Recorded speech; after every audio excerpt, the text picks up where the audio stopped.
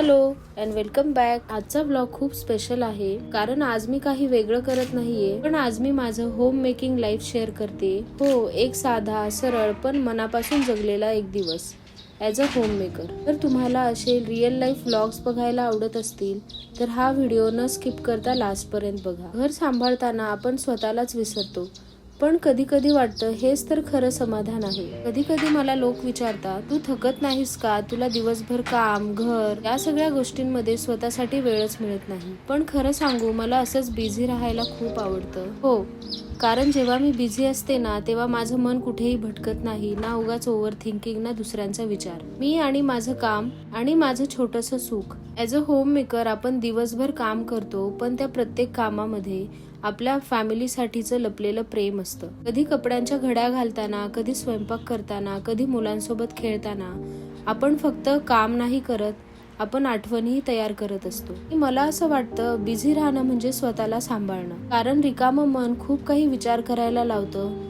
जे कधी कधी आपल्याला त्रास देतं. म्हणूनच मी ठरवलं, मी माझ्या कामामध्ये बिझी राहणार, माझ्या घरात, माझ्या लोकांमध्ये, कारण हाच आनंद आहे, हाच माझा पीस आहे. आणि एक सांगू, बिझी लाईफ म्हणजे फक्त काम नाही, बिझी लाईफ म्हणजे मीनिंगफुल लाईफ, जिथे प्रत्येक क्षणाला काहीतरी व्हॅल्यू आहे. म्हणून तुम्ही तुमच्या लाईफमध्ये बिझी राहा, फक्त योग्य गोष्टींमध्ये, स्वतःसाठी, तुमच्या फॅमिलीसाठी. बाकीचं सगळं ऑटोमॅटिक ठीक होतं. चला तर मग आता परत कामाला लागते, कारण माझं हॅपीनेस माझ्या या छोट्या छोट्या कामांमध्येच आहे. मला नेहमी माझं घर स्वच्छ आणि नीटनेटकं ठेवायला आवडतं, आणि त्यासाठी मी एक छोटीशी सवय लावलेली आहे स्वतःला. कपडे धुतले की ते लगेच घडी घालून त्यांच्या जागेवरती ठेवून द्यायचे.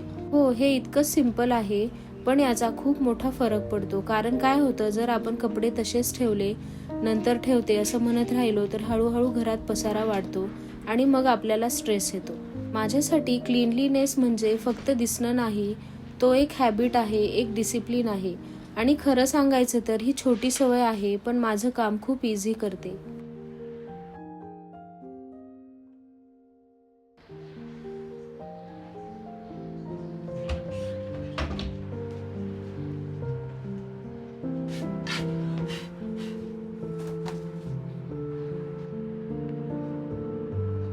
आता मी किचन मध्ये आली आहे. मी परवा काही आंबे आणले तेव्हा हे थोडे कच्चे होते. आता मी याला फ्रूट बास्केट मध्ये ठेवून घेते.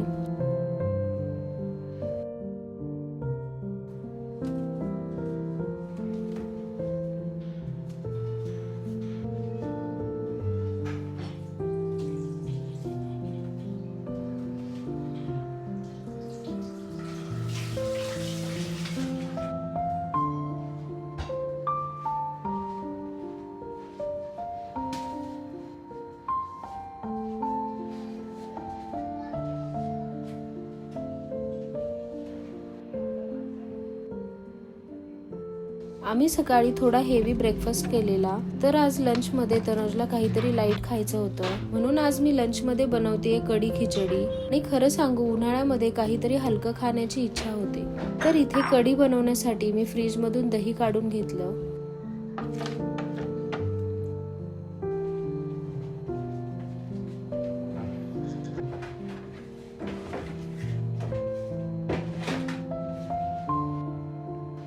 आता यात मी बेसन पीठ टाकून याला छान मिक्स करून घेते.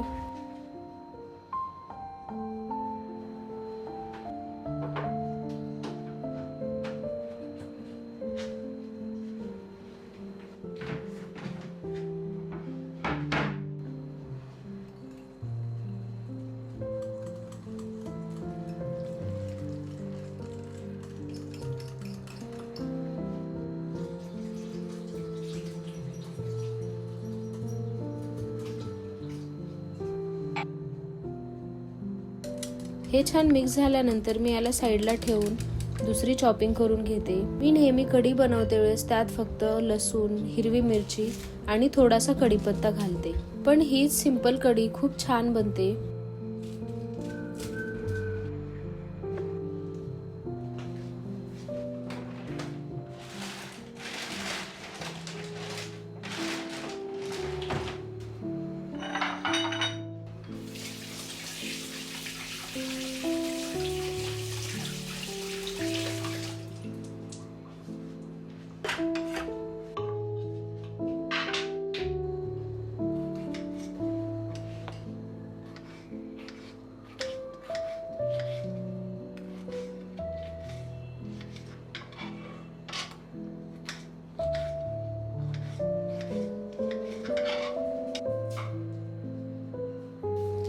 कधी कधी कांद्यावरती एक ब्लॅक कलरचा लेअर असतो, तर ते वॉश करणं खूप इम्पॉर्टंट असतं, कारण ते फंगस असतं.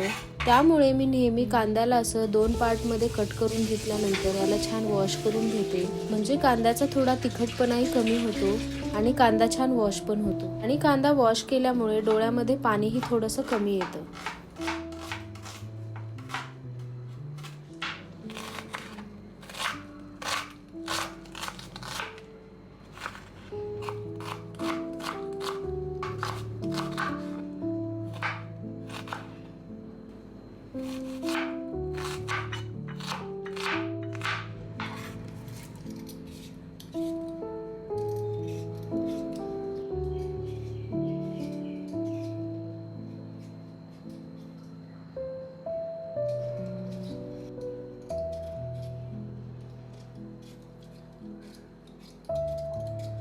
इथे मी खिचडीसाठी चॉपिंग करते आणि तुम्हाला एक छोटीशी सवय सांगते जी माझ्या किचनला नेहमी क्लीन ठेवायला खूप हेल्प करते. मी काय करते, भाज्या कट करते वेळेस त्याच्या साली, कचरा सगळं एका प्लेट किंवा बोल मध्ये जमा करते. हे खूप छोटं वाटतं, पण बिलीव मी याचा खूप मोठा फरक पडतो. कारण काय होतं, आपण साली इकडे तिकडे टाकत गेलो तर काउंटर टॉप लगेच मेसी दिसायला लागतो आणि नंतर क्लीन करायला डबल मेहनत लागते. पण जर आपण सगळं एकाच प्लेटमध्ये जमा केलं तर शेवटी फक्त एकदाच उचलायचं आणि ते फेकून द्यायचं आणि किचन ऑलरेडी नीट राहतं. हे सगळं करते वेळेस माझ्या लक्षात आलं की मी जो खिचडीसाठी तांदूळ यूज करते तो संपला आहे. मग पटकन ब्लिंकिटवरून राईस ऑर्डर केला.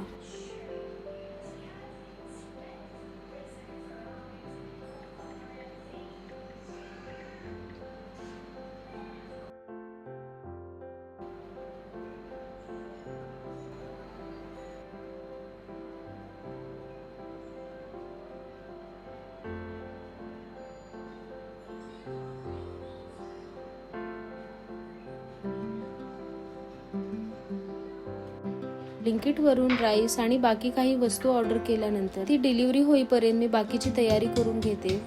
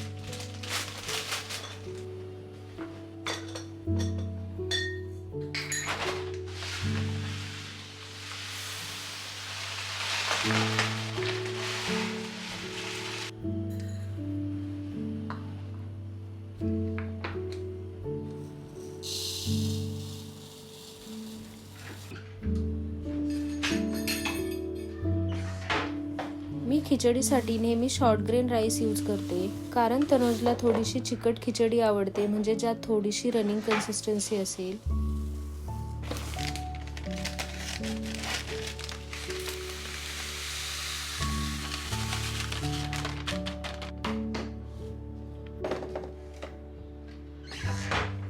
आता मी काही सिरॅमिक्स आणि काचेची भांडी वॉश करून घेते. घरातली सगळी भांडी मी मेड करून वॉश करून घेते, पण काही भांडी अशी आहेत जी मी कधीच कोणाला वॉश करायला देत नाही. फॉर एक्झाम्पल ग्लास आणि सिरॅमिक्सची भांडी. कारण खरं सांगायचं तर मला याच्यासोबत रिस्क घ्यायला आवडत नाही. कोणी ते चुकीने तोडेल पण त्यात त्यांची चूक नसते. म्हणून सिरॅमिक्स आणि ग्लासची भांडी मीच वॉश करणं प्रेफर करते. थोडा वेळ एक्स्ट्रा लागतो, पण माझ्या फेवरेट गोष्टींसाठी हे वर्थ आहे.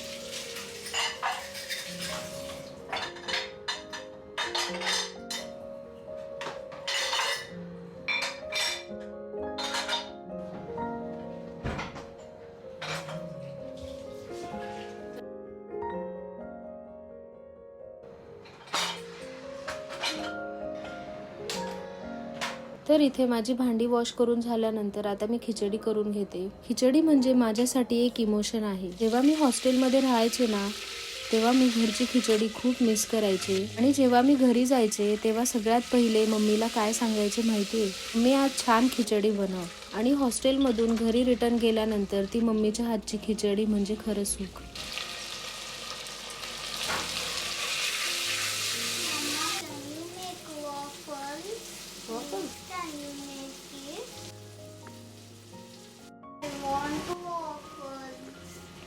सानवीला पण खूप भूक लागली होती, सो पटकन खिचडी करून घेतली. तिला भूक लागली की तिच्या डिमांड्स वाढत जातात.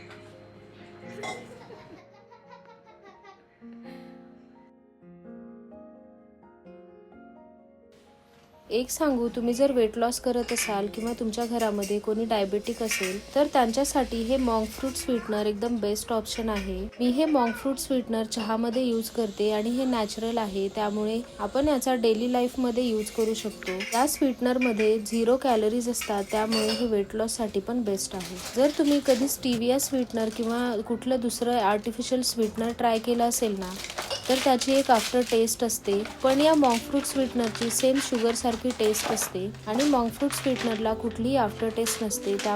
त्यामुळे मला हे स्वीटनर डेली यूज साठी बेस्ट वाटतं. थोडंसं एक्सपेन्सिव्ह आहे, पण मी चहा बनवते वेळेस शुगर स्किप करून हे स्वीटनर यूज करते.